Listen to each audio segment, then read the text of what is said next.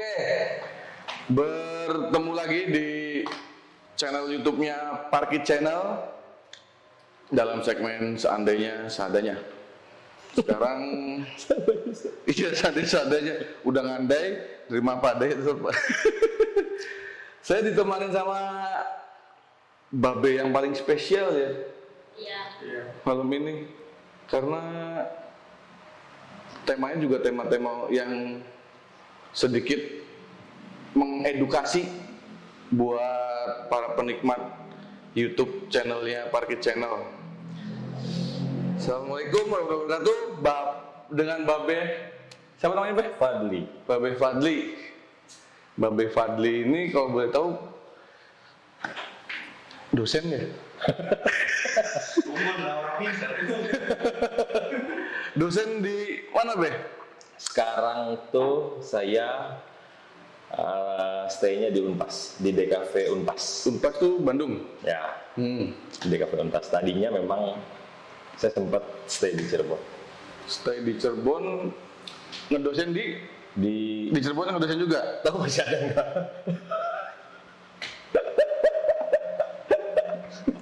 Nggak apa-apa kan? Dulu segenggam emas. Artinya berarti full di Bandung Ya, sekarang saya full. Domisilinya Bandung. Domisili Bandung. DKV tahu sih Pak? Jadi Saya jujur bukan nggak kuliah saya Pak. Jadi DKV itu apa ya? Jadi saya juga harus menjawab dengan yang saya tidak tahu kalau Anda tidak kuliah. Itu dia ketipu. Kayak gini, jadi DKV itu sebetulnya dulu awalnya yang saya tahu nih ya, itu tuh mulai di kurang lebih 80-an. 80-an itu di ITB, awalnya grafis. Oh, Seni grafis. grafis awalnya, kemudian berkembang menjadi desain grafis. Nah, kemudian di tahun 90-an 90-an muncul tuh ada kampus selain yang saya tahu di Jawa Barat ya. Saya bicara Jawa Barat aja. Karena di Jakarta ternyata sempat ada friksi apakah IKJ dulu atau dulu STISI namanya. STISI yang sekarang diakuisisi sama Telkom. Jadi Telkom University itu. Nah, tadinya seni grafis, kemudian ke desain grafis, muncullah beberapa nih di kampus-kampus swasta. Di STISI ada STDI, Unpas salah satunya. Unpas itu salah satu yang senior di swasta, kemudian ada ITENAS dan lain-lain. Sampai saat ini ada kurang lebih 16 kampus yang punya prodi DKV. Kenapa jadi seperti apa ya? Bukan bunga yang harum untuk DKV.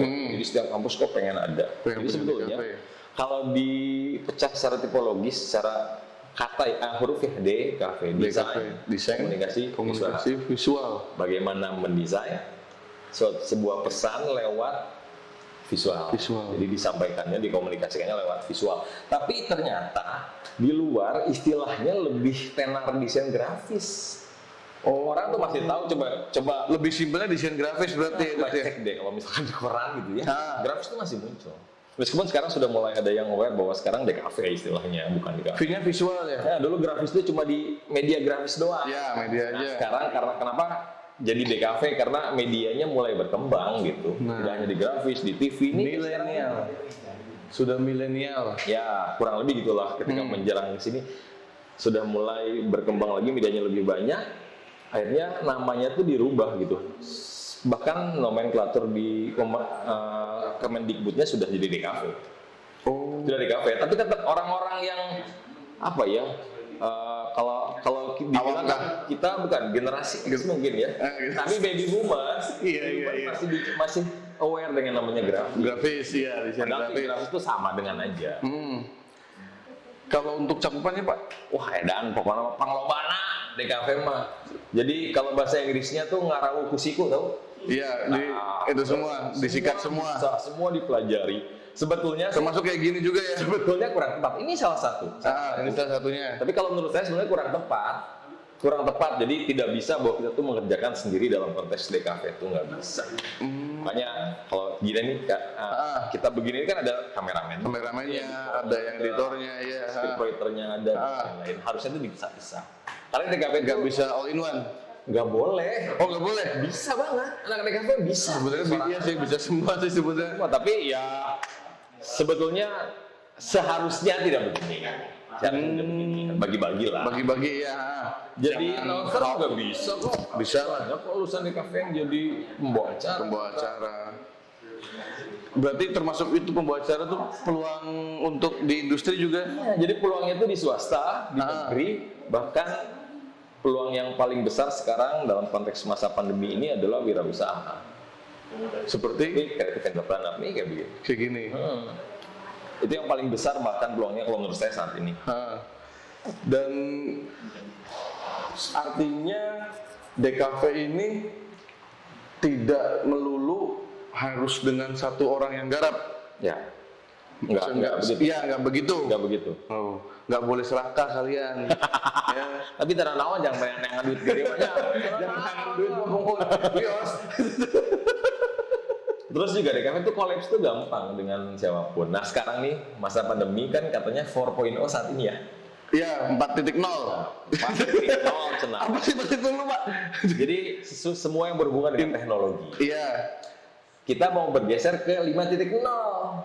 5.0 itu apa lagi? Nah, perubahannya adalah teknologi yang humanis. Teknologi yang memanusia.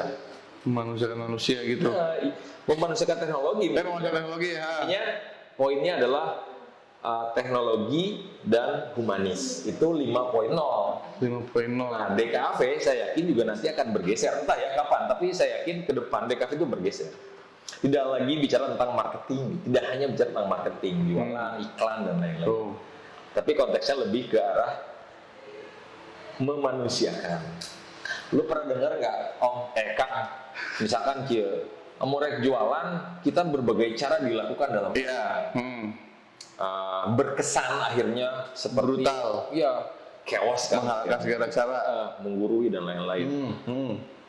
Nanti tuh nggak begitu. Sekarang tuh manusia tuh dengan kondisi pandemi sekarang kan kerasa ya, tidak hanya bicara psikologisnya gitu. Iya, betul. Psikologisnya kerasa, emosinya kerasa. Akhirnya juga dalam menilai sesuatu juga akan berubah.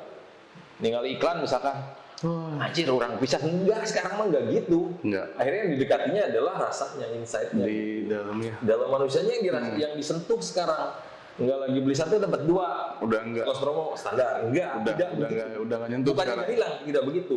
Sekarang sudah mulai masuk ke dalamnya lebih jauh.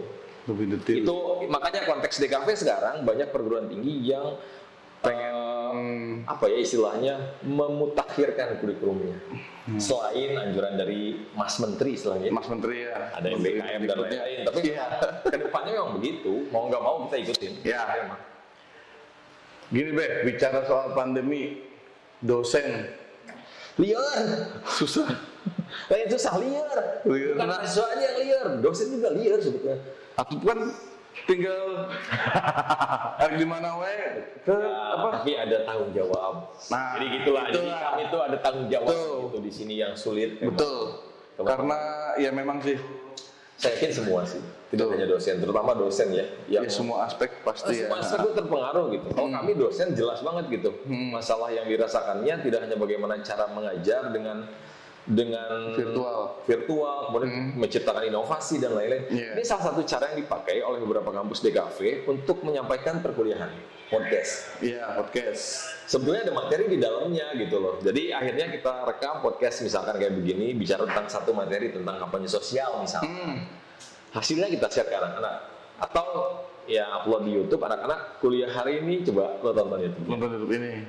Menurut saya itu salah satu cara efektif gitu.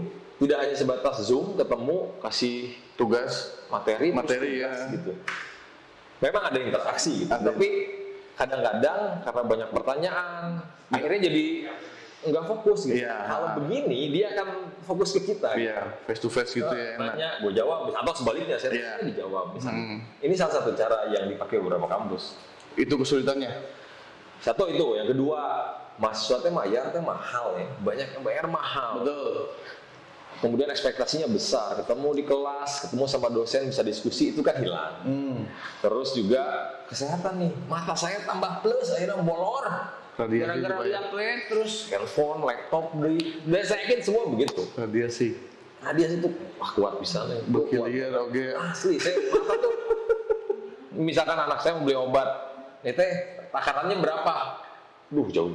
Dulu mah Masih kelihatan. Saya nama, anjir, ketinggalan juga. Itu juga dampak saya, tidak hanya di kami ya. Iya. Saya yakin mahasiswa juga Teman-teman mahasiswa pun pasti ya kena dampak dari radiasinya lumayan. Pasti. Apalagi namanya laptop tuh ya Ya itu dia, jadi besar. makanya cari katanya perangkat yang memang tidak membuat Memakan radiasi yang tinggi. Ya. atau tidak lelah dan lain-lain gitu. Lain promonya tapi emang itu cenah. Dalam DKV itu ada komunikasi ya. Ya. Namanya kan komunikasi. Ya. Hal kecil apa sih yang bisa membangun komunikasi dengan mahasiswanya sendiri itu? Oke. Saya alhamdulillah gitu masih ada komunikasi nih sampai sekarang Pendekatan emosional dengan mahasiswa saya dulu bahkan ya. yang udah lulus. Nah, yang udah lulus, bahkan yang ketika saya pergi juga masih ada di sana gitu. Intinya saya tuh membuka diri kalau saya mah. Yeah. Banyak teman-teman DKV sekarang dengan kondisi begini juga tahu lah bagaimana cara mengikat emosi dengan mahasiswa. Salah satunya membuka pintu sebesar-besarnya untuk komunikasi. Iya. Tapi kudu tahu diri. Itu jadi masalah. Contohnya? Kadang jam 11 Malam-malam. wah iya kieu. Antep we tambah lain materi. Ada yang begitu. sareng. Tapi memang kami harus banyak ini loh. Kita ya dosen saya yakin masih harus banyak yang memberi excuse mungkin ya buat teman-teman atau apa istilahnya biar tidak saklek gitu. Yeah. Kami itu maklum lah. Banyak dimaklum gitu harusnya. Kondisi begini tuh. Benar-benar kami harus memaklum. Kalau bicara komunikasi, ya pernah atau ada nggak sih yang biasanya cewek, Ya. istilahnya yang atensi ke babe itu Kalau awal-awal gitu kan kita kan harus menanamkan brand kita ya. betul ya. Namun kita nyucunihin, mungkin ada yang manfaatin juga gitu. Tapi alhamdulillah kemarin muka gue udah jelek, bro. Jadinya, gue malah takut salah tempat beren begitu. Tapi saya yakin ada. Pasti ada ya. Yakin ada. Kami punya grup asosiasi, banyak cerita dari dosen-dosen se-Indonesia gitu bilang, ada loh yang begini loh, maksudnya mahasiswi terutama. Mahasiswi ya. Kayak begini sok Pak, gimana? Ya menurut saya sih cara yang tidak etis. Enggak, ya betul. Tapi saya yakin ada. Tidak tapi alhamdullah mengedukasi. bener juga kia gitu. Siono juga nak. Apa namanya, punya daya tarik sendiri, punya aura. Tapi alhamdulillah saya ketakutan mereka. Nggak ada yang begitu sih. Tapi karena gini, kalau saya sih berpikir gini, ketika mahasiswa masuk, berarti orang tua mereka sudah menitipkan ke kita. Betul, Kita sama sebagai halnya orang dengan tua, sekolah gitu ya. Kampus. Pengganti Di orang luar, tua gue nih. jadi teman mereka. Kan bisa tanya ke teman-teman mahasiswa, saya terutama, kelas itu tidak belajar udah hanya di kelas, kasih materi Betul. udah di kelas. Iya. Misalkan nih gua Warung mungkin kopi, salah satunya iya. kopi gitu atau di rumah bahkan Pokoknya outdoor gitu ya, nggak mesti jadi di jangan ruangan. di sana gitu. Dan itu ternyata bisa mengikat emosi mereka. Iya. Tapi respeknya tetap ada ya. Harus Respeknya dalam tetap ada. artian Itu ya yang diingat bersama. jangan ngelunjak. Ayah nggak lunjak, ayah. Iya berarti. Be, pada diantarkan tuh Wina be. Antep tuh tong diantarkan. Diodong jauh-jauh tong diantarkan. Ada tapi internet biasa. Kalau untuk apa namanya, ngasih materi pembelajaran ke mahasiswa DKV dengan jurusan yang lain, ada bedanya nggak sih, Be? Saya yakin ada bedanya meskipun gini ya, pola tuh kan kami tuh ada aturan sebelum menyampaikan tuh ada konsepnya dulu. Iya. Yang membedakan akhirnya biasanya personalnya masing-masing. Gaya si dosen menyampaikan tuh beda-beda. Beda-beda. Ada yang nggak mau disanggah. Iya. Ada yang gitu. Lagi ngomong tiba-tiba ada yang nyanggah, ngambek. Ada. Oh, Ada yang memang dia dengerin lagi ngomong dipotong nggak pasok ngomong. Ada yang memang komunikasi dua arah tuh. Pokoknya itu kembali ke karakter si dosen. Si dosen Kalau tersebut. menurut saya ya, Iya. sangat Kembali ke tergantung pada karakternya. karakter si dosen lah gitu. Kalau nggak gitu ya Cuma yang membedakan paling banyak kalau saya dengar dari teman-teman mahasiswa bahkan teman-teman dosen yang lain bahwa kami itu banyak pula diskusi, tidak hanya bicara materi yang disampaikan gitu. Saya yakin semua diskusi, tapi konteks diskusi di kami kan lebih ke memanfaatkan dua otak nih. DKV itu memanfaatkan otak kanan dan otak kiri. Bicara kreatif sama logis gitu ya. Jadi jalannya mau miring. Jangan kayak udang. Kepiting.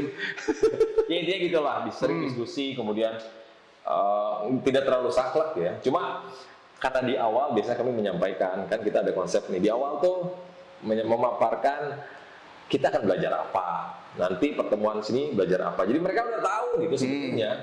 Saya yakin semuanya juga begitu, tapi ada yang saklek, ada yang enggak. Enggak. Ya sakleknya tuh gitu, pokoknya dalam kelas tidak boleh ada yang menyangga ketika saya menyampaikan materi. Ya no gitu. Nu bager banyak. Kayaknya Bager lah. kalau untuk DKV kayaknya bager-bager semua ya. Alhamdulillah yang saya tahu semuanya bager. Sa-Indonesia baru sa-dunia. Sa-dunia. Mudah-mudahan gitu, amin. Berarti dulu sempat di Cirebon? Sempat dulu. Yang bikin niat bolak-balik Cirebon Bandung apa sih, Be? Kebetulan istriku orang sini. Oh, istri orang sini. Udah di Boyo, ke Bandung dulu. Oh, berarti ini lagi ke mertua? Ya. Dulu saya punya niat bikin sekolah di sini, sekolah desain. Niatan sama teman-teman dosen saya. Dulu saya ketika lulus diajak, mau banget gitu di Cirebon teh, tapi tidak berhasil. Ada orang baik. Yang bikin gak berhasil tuh kayak apa ya, dulu perizinan meureun lah. Perizinan. Emang nggak tahu urusan gitu mah lieur. Artinya Babe bisa ngeliat potensi mahasiswa di Cirebon juga pada saat itu? Karena untuk yang DKV ini khususnya? Iya, karena memang awalnya memang gara-gara orang tua saya pindah ke Cirebon. Saya tuh sempat SMA di dia. Oh. Terus saya tahun berarti beres SMA balik deh ke Bandung gitu. Nah di situ mulai jatuh cinta ya dengan DKV. Tidak dengan DKV dulu, jadi Cirebon. Oh gitu. Dengan Cirebon. Makanya boga pemajikan orang Cirebon. Berarti pemajikan teh di SMA. Adik kelas kan kenalan Bandung. Gitu. Di Bandung. Terus gimana kenal di Bandung. Jadi potensi DKV itu edan, bukan malah edan lah. Sekarang apalagi ya? Yang dari Babe pertama kali pelajari sampai yang sekarang tuh perkembangannya gimana, Be? Cirebon? Iya. Atau DKV di Cirebon? DKV di Cirebon. Yang Babe pasti kan masih ada komunikasi dengan yang udah lulusnya gitu kan? Ya, sekarang saya sangat tidak mendengar perkembangannya saat ini ya. Tidak mendengar? Sekarang ya. Tapi melihat ya, Be ya? Ya karena emang masih ada komunikasi sama teman. Sayang gitu, dulu tuh DKV di Cirebon tuh ada satu nama pokoknya pasti tau lah. Kalau bicara DKV di Cirebon guys, nyaho mana saha udah tahu dulu. Ayeuna mah teuing tah kamar. Duka ya. Dulu mah udahlah sampai wali kota ge apal. Sekelas wali kota gitu. Perkumpulan istri wali kota geus apal DKV di Cirebon teh saha gitu. Sekarang waduh sayang banget. Makanya saya tuh menyayangkan teman-teman juga. Untungnya kakak-kakaknya masih peduli dengan mereka. Kalau itu motivasi yang adik-adiknya. Itulah yang bikin saya tuh nggak bisa lupa sebetulnya. Sama yang DKV Cirebon ini. Iya, komunikasinya masih berjalan. Kedekatan masih ada. Cuma kemarin ke Bandung, tadi nggak bilang-bilang. Itu juga saya pasti dengar. Abis tengiring dah. Saya abis pas dengar. Anjir, goblok anjing ngono ngabeja. Babena ka Cirebon ngabebeja ya? Iya, bayangin coba itu. Budakna ka Bandung teu bebeja. Tahu siapa tuh? Saduna behnya. Saya asli enggak saya alhamdulillah. Cara ka bebe wios be. Atau lagi diculik ka pakai wios besok. Ya intinya sih gini lah, kalau ada kesan gitu. Iya. Cuma kan kalau saya dulu, karena saya tuh ya serakah dulu tuh memang. Jadi selain di Cirebon, saya juga coba ngajar di tempat lain gitu. Tapi tetap di Cirebon? Cirebon, saya tetapnya di Cirebon pada saat itu. Di Bandung, di Jakarta bahkan gitu ya. Tapi ikatan emosi yang paling kuat itu ya Bandung sama Cirebon. Bandung sama Cirebon. Bandung sama Cirebon, jujur aja itu sih ya. Yang paling kuat itu cuma Bandung sama Cirebon. Tapi saya mengajar. Konteks mengajarnya ya. Dan mari lu ke Bandung, kamu lu ke Ima. Abi tengiri. Be, terakhir untuk perkembangan era 4.0 ya, kira-kira apakah bakal ada perubahan kurikulum dalam DKV atau masih sama dengan yang sebelumnya? Gini, yang perlu dicatat adalah sekarang akan menuju 5.0. Oh, yang tadi manusia ngituin Teknologi yang humanis. Iya, teknologi yang humanis. Itu yang akan berubah 5.0. Dan menurut saya, karena saya juga banyak diskusi sama teman-teman, konteks pendidikan DKV juga akan berubah. Akan berubah ya, apalagi didukung sama pandemi. Dan sampai kapan kita nggak ada yang tahu. Iya. Ya kan? Bagaimana kita sebenarnya jadi lumbungnya ya, Be, ya, buat ini apa namanya? Bakatnya ya untuk lebih baik jadi edukasinya gitu. Ya, jadi gini, maksudnya kondisi begini membuat orang akan harus lebih kreatif. Iya, betul. Ya kan, lebih Upgrade.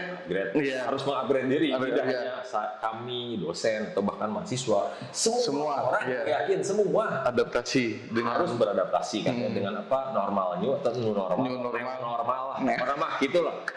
Semua termasuk dunia pendidikan, termasuk DKV. Saya yakin termasuk DKV. Yang saya bilang tadi gitu menjelang 5.0, sekarang hampir beberapa kampus itu diwajibkan untuk memutakhirkan kurikulumnya sesuai dengan ketentuan Mas Menteri. Saya yakin semua kampus yang memang tahu kondisi, tahu bakal berubah, kemudian juga sebagai warga negara yang baik barunya nutur mengikuti pemerintah, betul.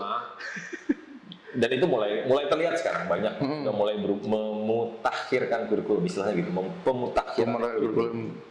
Artinya bakal berubah ya, Be, ya nanti ya? Ya, bakal berubah pola ya. Tapi polanya. Kalau konteks DKV sebetulnya dari dulu adalah bagaimana merancang, mendesain sebuah pesan dalam konteks komunikasi, dalam bentuk visual.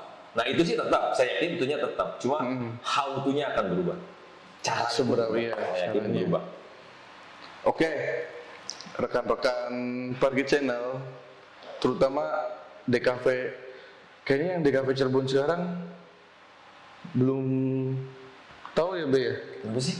Maksudnya belum terlalu mengenal jauh dengan Babe ya? Kayaknya sih nggak tahu, mana? Nggak tahu ya, Be? Ya dalam berapa yang tahu ada. Satik, ayo nama juga nama. Berarti tinggal di Cirebon berapa tahun, Be? Keluar dari kampus yang di Cirebon itu? 2 tahun barunya. 2 tahun. Mau menjelang 2 tahun lah. Berarti ngajaran apa si Dani? Ya, tapi itu. Itu untuk. Masuk.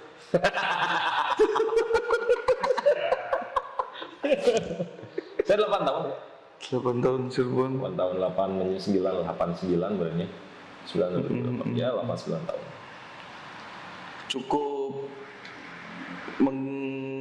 kalau misalnya ada tawaran buat di sini lagi, Be? Gimana? Ya misalnya.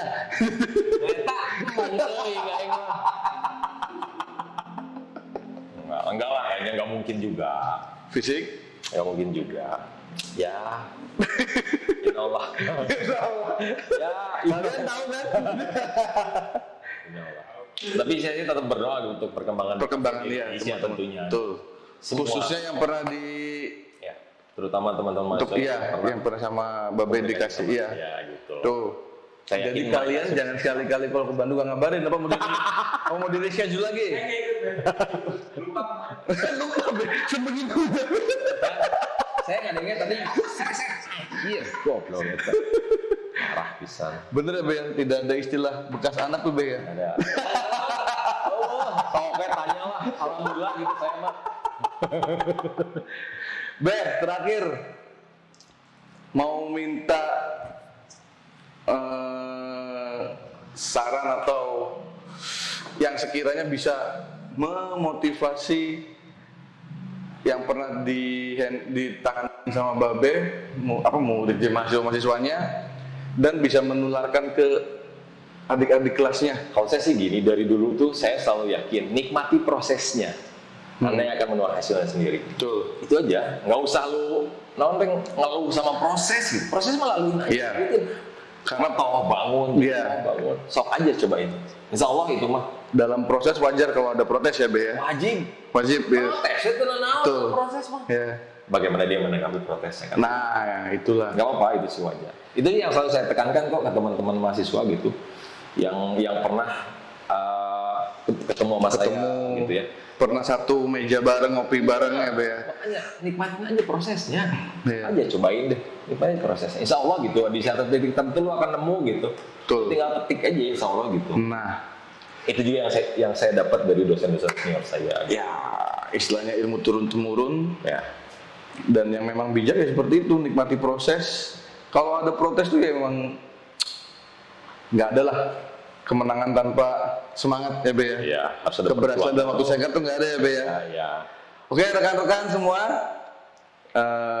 cukup menarik segmen ini, terutama yang mengerti soal DKV, dan saya pun akhirnya mengerti gitu, belajar mengerti juga dari yang pernah Ya. diajar sama Babe. Saya tadinya apa sih DKV, dibelajarin di sini, oh kayak gini.